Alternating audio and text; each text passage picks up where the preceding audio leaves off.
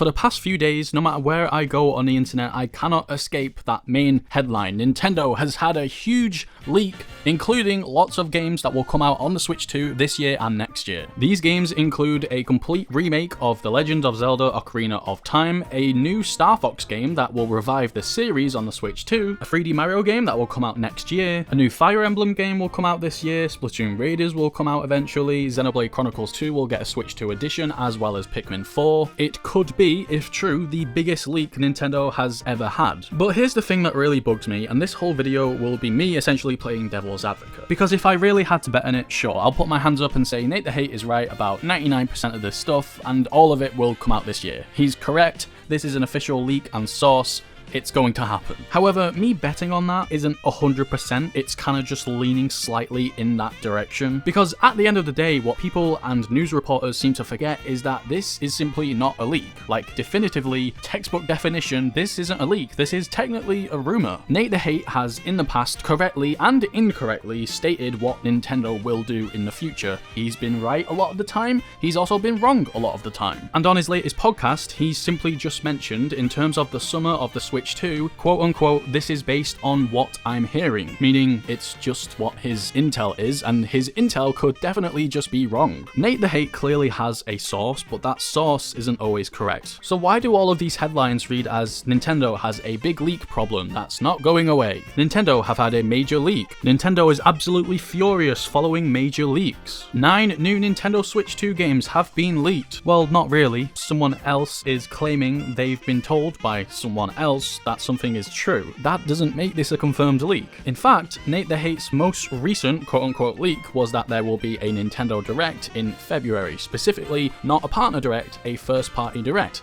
That was just wrong. He was also wrong about the Switch Pro that he said would come out in either 21 or 22. It obviously never did, and there was no such thing as a Switch Pro that ran in 4K. And there were also other claims like the entire Metroid Prime trilogy would have a HD remaster, or that Fire Emblem 4 would have a remake. But he's not always wrong. For example, he correctly predicted that the Nintendo 64 would launch as part of the Switch Online membership. He gave detailed information about Mario and Rabbids Sparks of Hope before that game launched, and what he usually does is predict Nintendo Directs, but again, like I say, not always. He's sometimes wrong about these. And I'm not here to dunk on Nate the Hate or say he's always wrong or his source is unreliable or anything like that. I'm saying that people take this information, him literally saying he's heard something from someone, and they treat it as fact. They treat it as a leak that is going to happen 100%. And then when it doesn't, it seems like they all forget that was a thing, because eventually the same thing will happen. History repeats itself. Someone says something, they take it as a leak, they take it as 100% being true and will happen. It's real,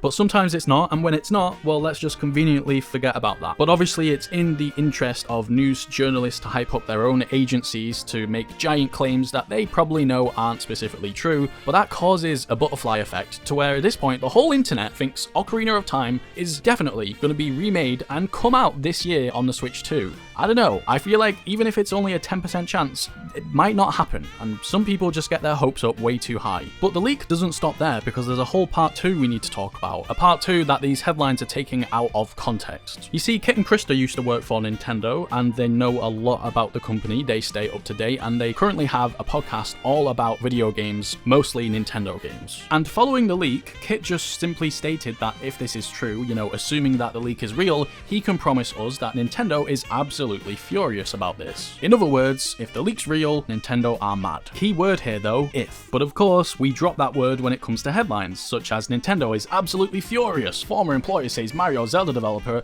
is in uncharted territory following major leaks. Like, how did we get there? How did we get to that point? New Switch 2 game leaks, again no leaks, including Star Fox, make Nintendo furious, says ex-employee. No, again, not did, if. And you may be thinking, well, it's just the headlines, you know, obviously they're just trying to get clicks, engagement, and show off their ads on their website.